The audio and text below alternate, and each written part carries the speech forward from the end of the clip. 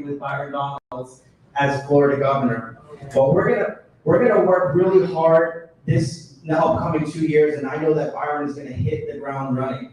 Byron is somebody who's coming in with a business mindset, just like President Donald Trump, who he has received his complete and total endorsement from. Let me tell you, President Trump doesn't just endorse anybody.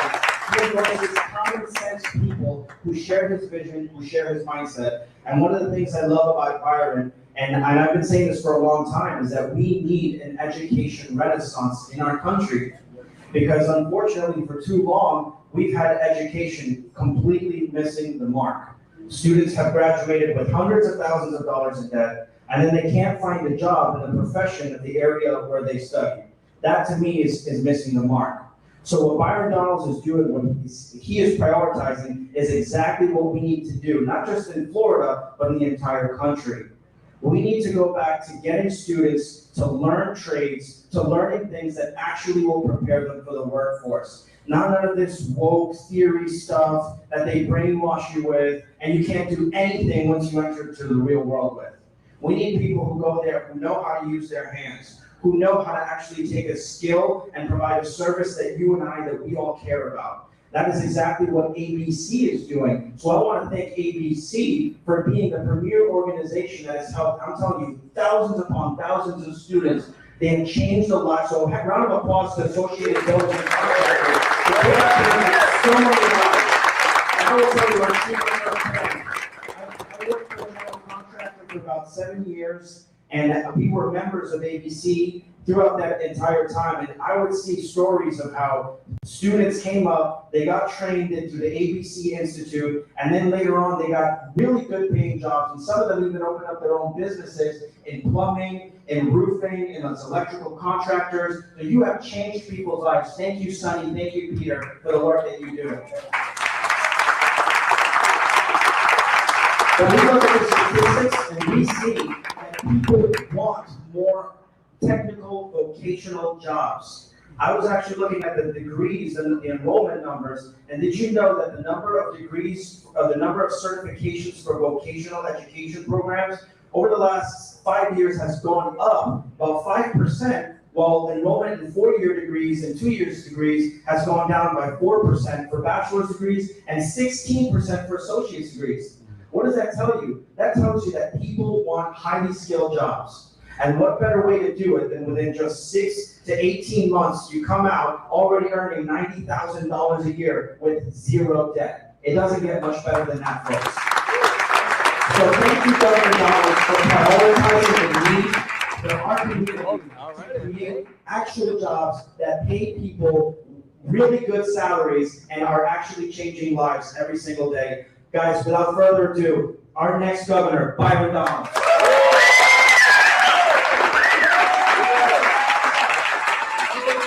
Pretty good. Pretty good. Barrero, that was pretty good. Impassioned. First, everybody, thanks so much for being here. Before we get to that, ABC, thank you for your endorsement. Thank you for your endorsement.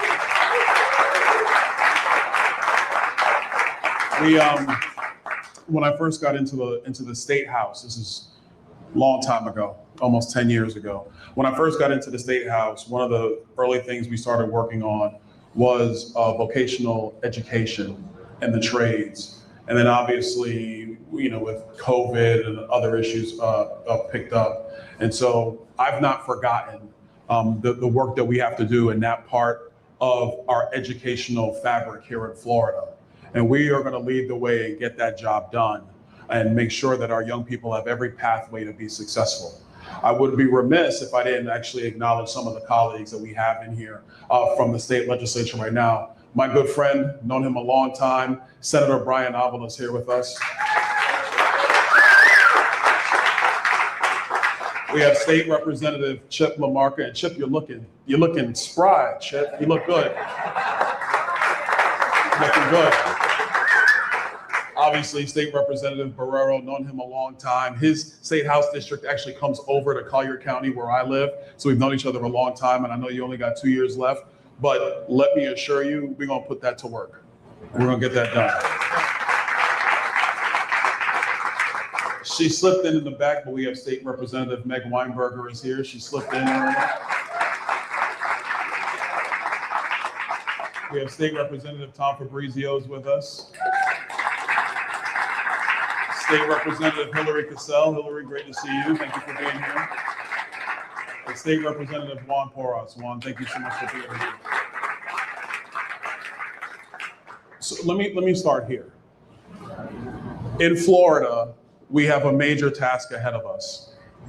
In our schools right now, we have about 4 million students, wherever they've chosen to be because of universal school choice, which Governor DeSantis and the legislature made the law of the land in Florida.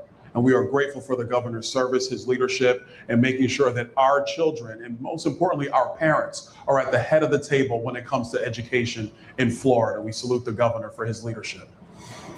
But now that we have those 4 million, it's about where are they gonna go? See, I graduated from Florida State. I'm a gnome. I also went to FAMU my first 3 years when I was here in Florida. I went to FAMU. I'm the highest of 7 Hills. The degree I sought was finance and marketing, and it panned out. But I had so many of my peers who I know now, looking back over the years, they went and they got a degree in something that they actually don't do in their normal everyday life.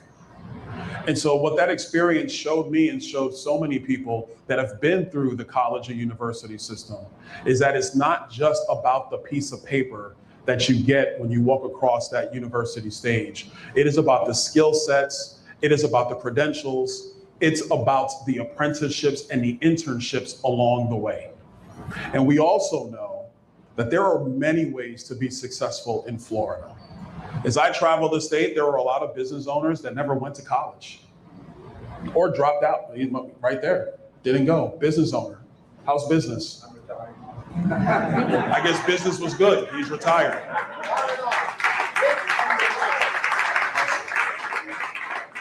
But there's many ways to be successful. We have seen that, and we need to recognize that as we move forward to continue to challenge and adjust and modernize the landscape of educating our kids. So with that, today we are announcing one of our goals, one of our policy frameworks called Launchpad. Launchpad will expand industry-led zero tuition training programs in construction, space trades, and skilled trades, funded by tax credits,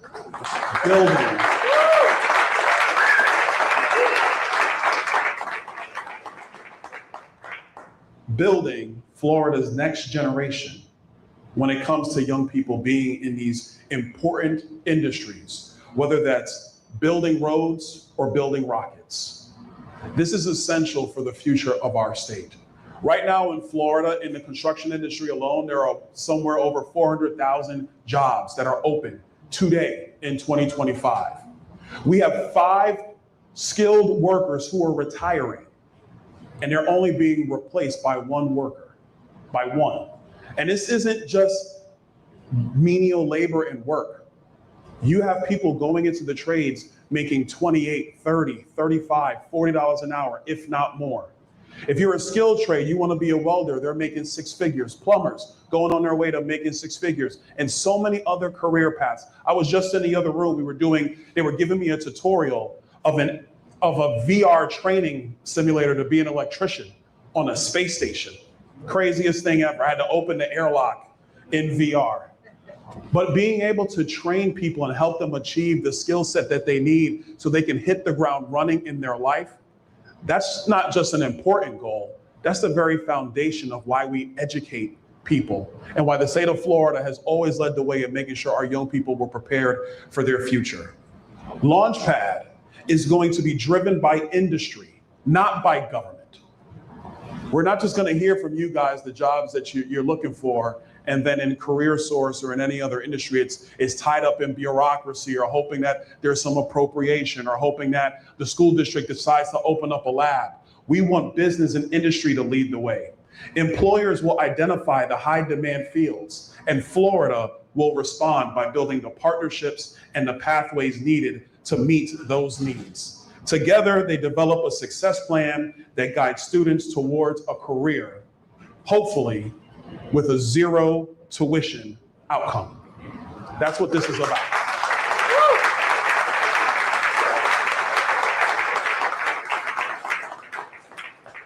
Some might say, well, that's pretty ambitious. Well, we're the best state in America. Why not be ambitious?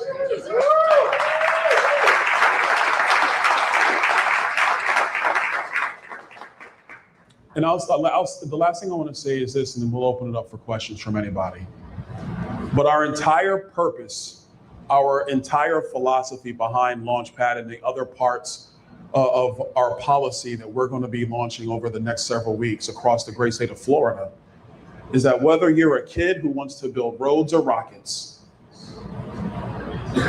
or to be a nurse, or the next Elon Musk, Florida is going to meet you where you are and get them where they need to go, debt-free, if we can help it.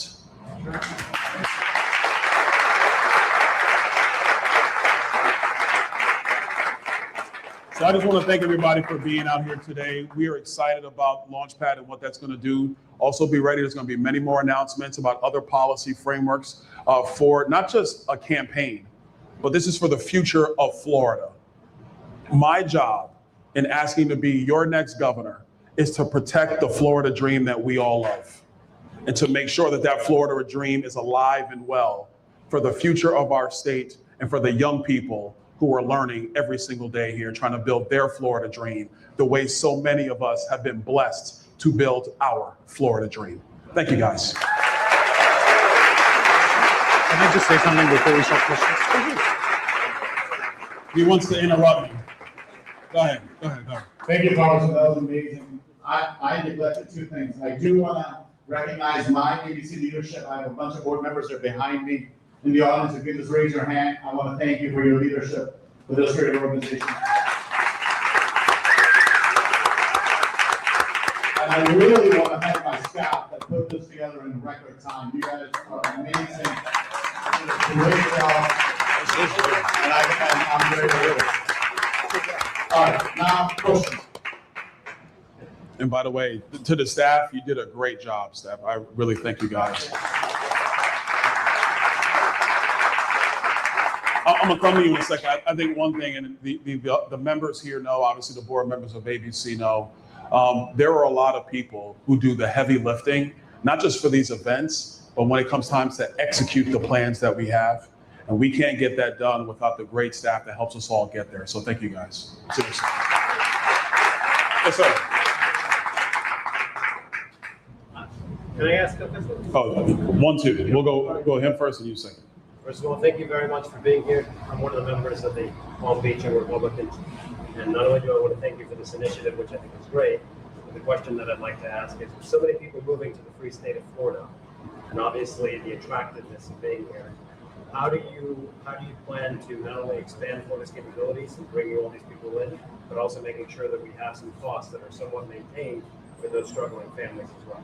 This is a great question. This is something that everybody's struggling with. I'll repeat it for those who didn't hear it. The question essentially is, how do we essentially build out the future of Florida, the infrastructure, the housing that we need, while balancing the costs that people are having to deal with? And not just balancing the costs, I'll add one more, balancing our environment.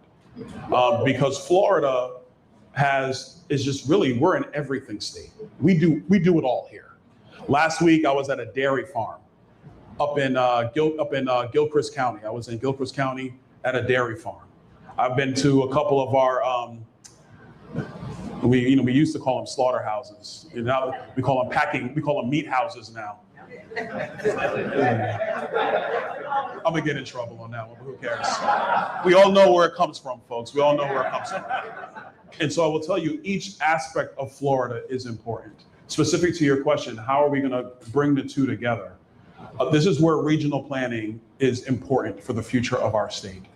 Our state, for a myriad of reasons, has never really had a durable regional growth plan.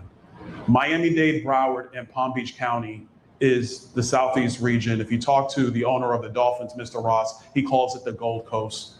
To everybody else around the world, it's South Florida. But this region of the state needs a growth plan. Where are you gonna put the entry-level housing For a lot of employees just getting their start in life, young kids coming out of college, trying to figure out how they're going to start their families and build their families. What are you going to do about future industry and where that's going to go? I got a better one for you. Forget housing and commercial. Where are you going to put the roads and the necessary infrastructure? What about our firefighters? Where are their substations going to go? Where do the police substations need to go? Because law and order and public safety are critical to our state. I think we do it, one, by having a robust plan of how this is going to look, not just over the next 4 years, but over the next 30 years. We have to be able to plan strategically because, look, we're the best state in America. People are going to come. I know there are those who want to build a wall. On the southern border, 100%, build the wall. I voted for it. But between Florida and Georgia, that's unconstitutional. Just is. So people are going to choose our state because New York sucks. And I'm allowed to say that because I was born and raised there. So I'm allowed to say it. Illinois is terrible. And California actually used to be the place where people would launch their dreams. It used to be. And it's now become a California nightmare. So they are going to choose our state. So we have to have a robust plan of how all this comes together. The second thing, we are going to modernize state and local government, top to bottom. It can't take 2 years to put a shovel in the ground in our state. It can't take 2 years. And people have to understand this. And this is important for the citizens of Florida. If your primary concern is affordability, let me tell you something. 30% of the cost of a new home is government costs. Not plywood, not shingles, not pipes, not sheetrock, government. That's obscene. The average house is what, $350 in our state? Let's call it $300. So 30% of the cost, $100,000, is government costs? That's insanity. We have to leverage technology and we have to modernize our state so we can compress those governmental costs when it comes to delivering the affordable housing that so many are looking for in our state, or to build out the road systems that we need in our state. I'll give you another example. I was talking to a road contractor. He wants to build an interchange off the turnpike. You know what he told me? He said it would take me about 1.5 years to build out the interchange. Okay, seems right. He could have done the engineering in 8 months. Florida Department of Transportation says, no, we'll do it, but it takes 3 years. So 3 years for engineering, 1.5 years to 2 years for construction. So I'm gonna get an interchange off the turnpike in 5 years, an interchange I needed last year. We have to be more efficient. And being more efficient and Florida's government moving at the speed of business actually helps to lower costs. And it drives it down on the people who want to make sure that they can afford the Florida dream for themselves. Yes, sir. Would you support a joint resolution on Congresswoman Sherman's requirement bills, Swalwell and Gonzalez to expel all immigrants? You said a joint resolution on all of them at once? No, I think what's going to happen, you can't do that at once. What's going to happen is it's going to be one at a time. I think the two that are definitely teed up this week, from what I hear, are on Eric Swalwell and Tony Gonzalez. I said yesterday on Meet the Press that yes, I would vote to expel them. The Ethics Committee last week we were in DC, actually came out with the findings on Representative McCormick. And based upon everything that the Ethics Committee reported out, yes, I think if they came to the floor, I would vote for expulsion. On Representative Mills, he's actually in the middle of the ethics investigation right now. And I think it's important that that finishes before any further judgment is rendered. Yes, sir. Launchpad. Yes. Great idea, everything else, but realistically, there won't be a time frame up here where that actually will actualize and realize. Wait, say that again? Launchpad. Yes. Free tuition. Yes. How many years out would that be actually for everything went right? How soon would that be? This is a policy initiative that we're going to be working with the legislature in year one. We're also going to utilize powers of the governor's office to go back and look at the current task force on this and realign them to make implementation smooth. We would anticipate somewhere between 18 and 24 months we'd be up and running. But I really want to move a lot faster than that, because every month that a child loses, he can never get back. She can never get back. So just broadly speaking, we're gonna move stuff through legislative session next year, and then we'll go from there, and then we'll work concurrently with the legislature to make the necessary internal adjustments in the state of Florida. Yes, sir. I'm gonna go to you, sir, then I'm gonna come to you, ma'am, then I'm gonna come to you. Then I'm gonna go to you. So, Arizona is the only mainland state that doesn't change the hour. That doesn't change the, The daylight savings. Oh, okay, all right, go ahead. So if you become governor, will you be able to do the same? Just fix the hour here? Yeah, I think it's time. We could just act on our own. We don't really need the other guys. The daylight savings thing is a very interesting conversation on Capitol Hill, because for the members that live on the western side of each time zone, they say for them it causes some issues, but we're Florida. We don't have to be worried about them. Yes, ma'am. Thank you for coming. Byron Donalds, I grew up in the state of Florida, and I'm the TSA cleared security officer for the state of Florida as well. What are we going to do about the problems we have in the school board system? Okay, Broward County Schools has really got a problem. You want to describe them in more detail for me? Well, for one, they're shortchanging our students in school. For one, I agree with ABC, we need shop. When I went to school in Coral Springs, I also helped design Coral Springs Drive and Sample Road when I was in high school. Okay. Okay? Your infrastructure is very important, but ABC has a great, we need shop put back in schools. I agree. We need art, we need chorus and music put back in as well. These are the ones that I took going to school. We had guidance counselors at schools. We had everybody had to stand for the flag, but the most important, I took shop and computers the whole time I was in middle school through high school. Shop is a great advancement. It gives a child a dream and it gives them a career. Shop is so important in school. I'm not trying to cut you off, That's what I wanted to know. but I'm gonna welcome some young people. Y'all come on. Come on.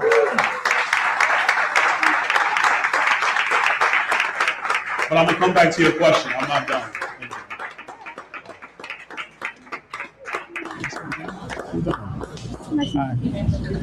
So real quick, so your issue, you're not just about Broward County schools, but all school districts. But I want to be clear. We are going to be working very closely with the school districts. The standard to me that matters is twofold. Can our kids read, write, and do math? Can they master this? That's going to be the goal for every school district in the state. The second goal is making sure that our young people have the credentials or the apprenticeships or the ability so that when they get that high school diploma, they can put real money on the table after high school graduation. And so what that encompasses, if it's shop, home ec, the other items that are necessary, that's what we're going to do. If it's changes to the school grading system, that's what we're going to do. But these are the things that we have to do. The whole purpose of education, the reason why we have this grand experiment the last 100+ years, originally was to take kids out of the fields and put them into the factories. That was the original purpose of public education in the United States. Today, our K-12 system in particular has to be able to take kids from all walks of life, all backgrounds, all types of family dynamics, and prepare them for the information age. And prepare them so that when they graduate high school, notice I'm not talking about college, university. I'm gonna deal with them later. Right. They have to be able to hit the ground running coming out of high school. That needs to be the focus. 90% of our kids filling out a FAFSA doesn't matter if 50% of our kids aren't doing math and reading and writing on grade level, and they have no pathway to put food on the table for themselves. How do you expect an 18-year-old boy to become a man, find a girl, get married, and have kids, if he doesn't even have the skills to put food on the table for himself and he's asking his mom? That's the stuff that we're going to be working on. I agree. Yes, ma'am. And that's not let's just be clear. Boys have to be prepared to be men, because male leadership, not just in Florida, but in the country, is critical. If you want to continue this grand experiment of America for another 250 years, it starts with families. And that starts with fathers in homes being men, raising their kids, putting food on the table, being responsible.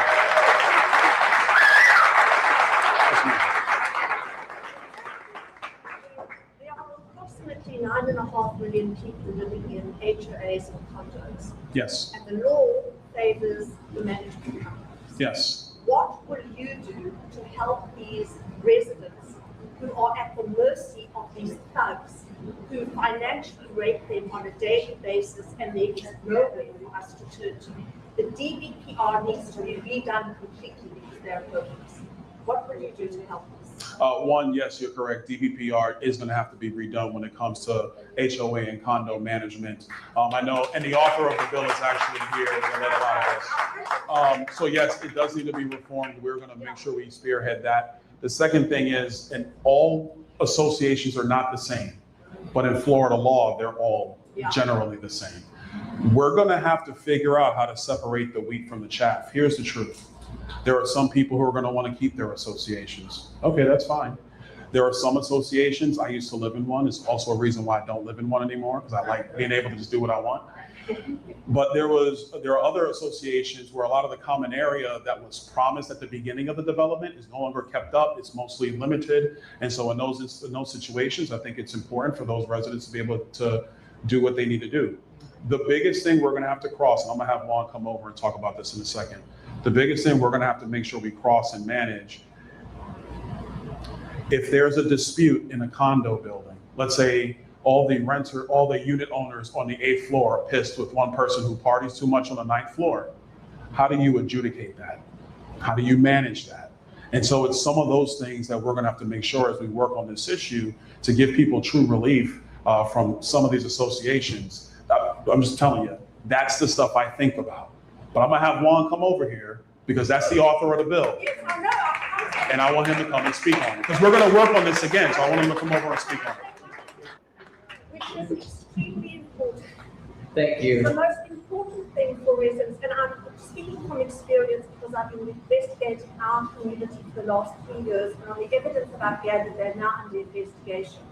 But what I want to make clear, how residents struggle to get documents which they're entitled to, official records, and there is nowhere to help, no one to help them. So I'm so glad you're here and you can answer.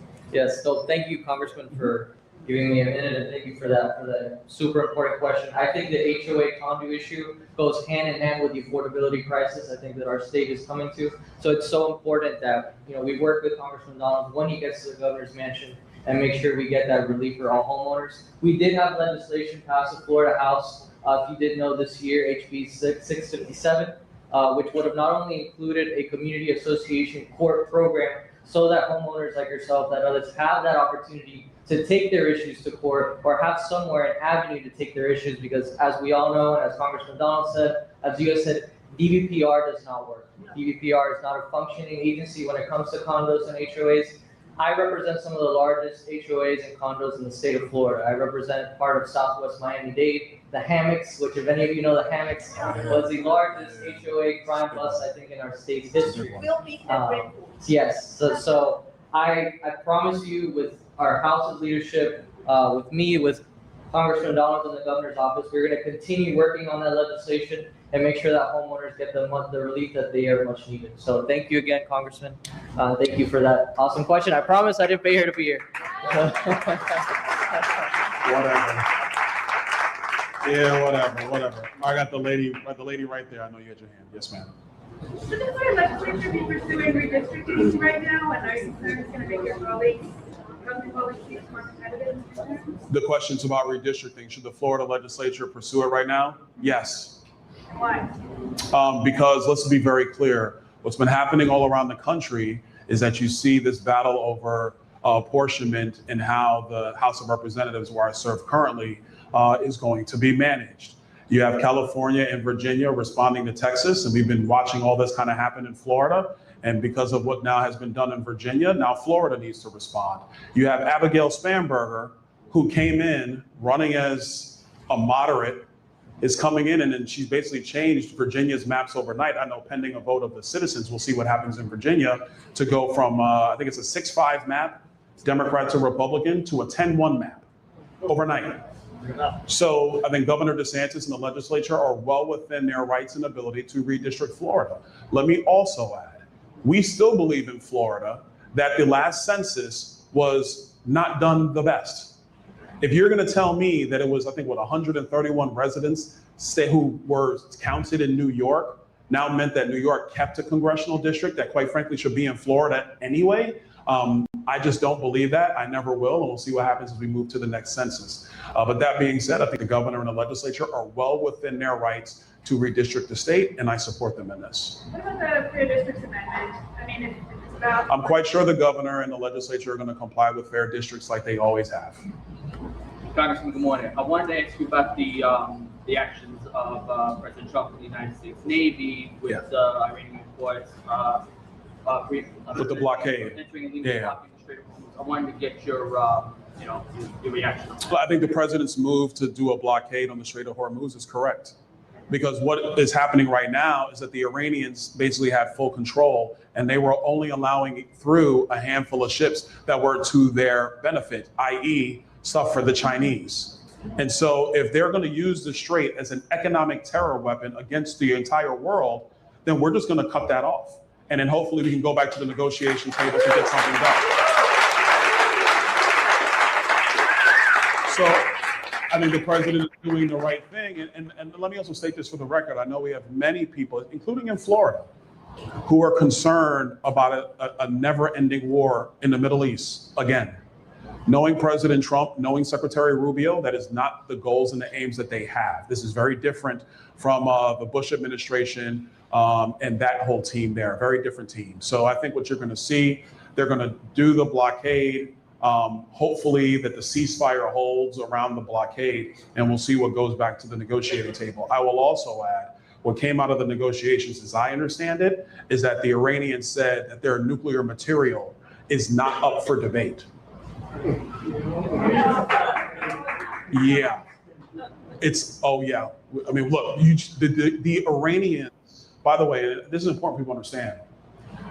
When Obama did the JCPOA, he gave the Iranians $150 billion with a pretty please promise not to enrich nuclear material. Not only did they take the $150 billion, but they lied to the entire world about the enrichment. So they've enriched well past 3 to 5%, which is what you need for energy production. Some is in the 20s, some is in the 50s. It is now enriched towards nuclear grade uranium material. They're crazy. That is a crazy, crazy regime. They cannot have a nuclear weapon. And I agree with the president. I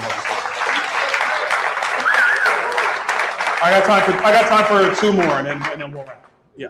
Still one of the biggest issues in Florida and around the country. Yeah. You've been accused of wanting a pathway to citizenship for illegal aliens.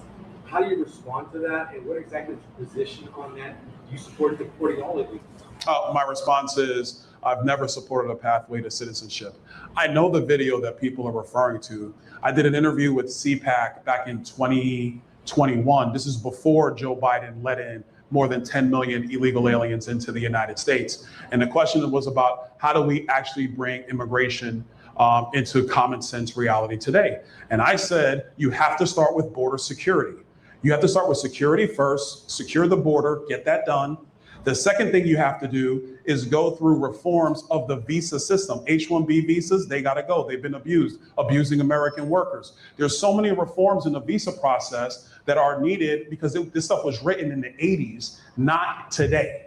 And so it all has to be reformed. The third thing was following the 9/11 Commission's review and saying that we have to have a biometric exit system. We have a biometric entry system in the United States. We still don't have a biometric exit system. That has to be done. Then I said, we have to make sure we end chain migration. We should go back to a quota system in immigration because the United States has to be able to assimilate people coming into the country. If you have workers who are using visas to come in, we gotta be able to take stock of that, assimilate them into our way of life. The sixth thing I said was we need to end birthright citizenship. This is actually before the court right now.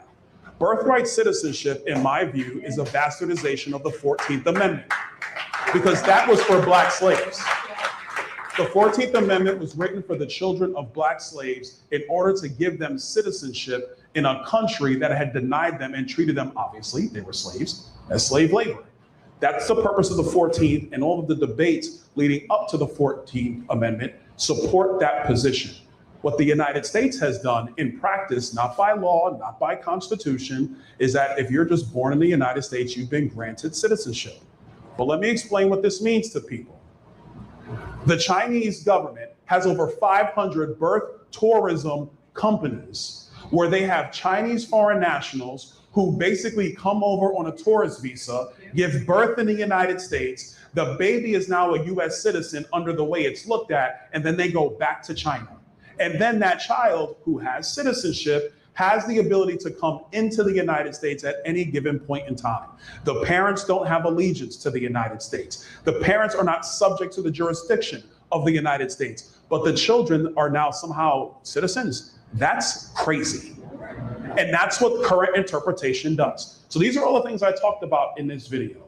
And then at the end of it, I said, and then once all that is done, the American people are good people. You would probably have a debate on what to do with everybody who's still here. But that's the end, not the beginning. The Democrats, what they want is to do a pathway to citizenship up front. I will never support that, ever. That's amnesty, and it's wrong. And by the way, that's what happened in 1986 when they did the immigration deal that Ronald Reagan did amnesty for 3 million illegals at the time. And the promise was they do border security and immigration enforcement. And the wall never got built. So we've tried this before. So my position is get all the stuff done. Then you can talk about who's still here. 100% I support deporting illegals. I supported Donald Trump. I support it today. What Governor DeSantis is doing today with members of law enforcement all being under the 287G program, I support that as well. And we're going to continue that because what has now happened for only 5 years after that interview that I did back in 2021, what has now happened is the Biden administration was flagrant in border security and internal enforcement. And now we have Democrats who are stonewalling funding border agents, customs agents, and immigration agents. The Democrats defunded policy that would actually allow for ICE to investigate child sex trafficking rings. That's funded under ICE, and they have stopped that funding. That is insane to me. So I just think that these are the things that we have to be focused on. But to your point, look, Javi, I get it. It's campaigns. A lot of guys are losing. They're losing big, I'm just telling you. A lot of guys are losing, and so they're trying to go back and find my words from some interview and splice splice everything together in some 30-second soundbite to make it seem like I support amnesty. I have a 100% rating from Numbers USA for my 6 years in Congress. It's just a flat-out lie because we have people who are losing in their campaign efforts. And so what are they going to do? Well, I know what they're going to do. In a couple of months, they're going to lose and everybody will forget about it.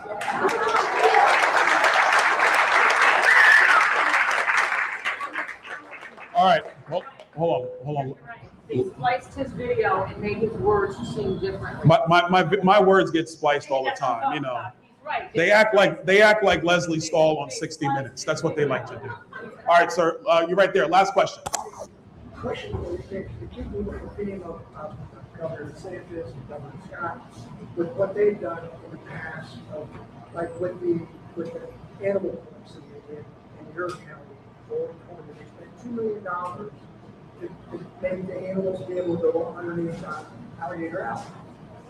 And for 12 crossings, $167,000 per crossing. Compare that to California that spent $100 million to try to get one crossing done that hasn't been done yet. Mm-hmm. And then taking the same theory with the Bright Line, where Florida spent $2 billion to do 171 miles of the rail system versus California that has spent over $35 billion. And they have to do the first leg of 171 miles. I mean, keeping that, we're keeping our taxes, no income tax here. We don't want that, what's going on in California. I know you'll do it. I know you'll keep Thank you. Sanders' theme as Governor Scott's theme on keeping, managing our tax dollars. Yes. Right? That's So for people who are trying to make sure they understood it, he was doing a comparison of the animal crossings that we built in Everglades Restoration when we raised Tamiami Trail to what California did with that one bridge that they still haven't finished and spent twice the money. And also the fact that, with their rail system, they spent way more money, can't build anything. Let me just be very clear. The reason why California is a terrible, terrible state is because they don't use common sense and they have people that have never been in business and don't know how to just execute a mission. I spent 17 years in the finance world before politics. 17 years. That was my business. And in that world, if you don't know how to get something done, you're gonna be fired. You ain't gonna last long. So my commitment is that our state is going to be very efficient with the resources that the people of Florida have given us. The same way it was under Governor DeSantis, the same way it was under Governor Scott. The people of Florida demand no less and expect no less. Your government is going to be responsible and ruthlessly efficient with the dollars that you trust us with. Thank you, everybody.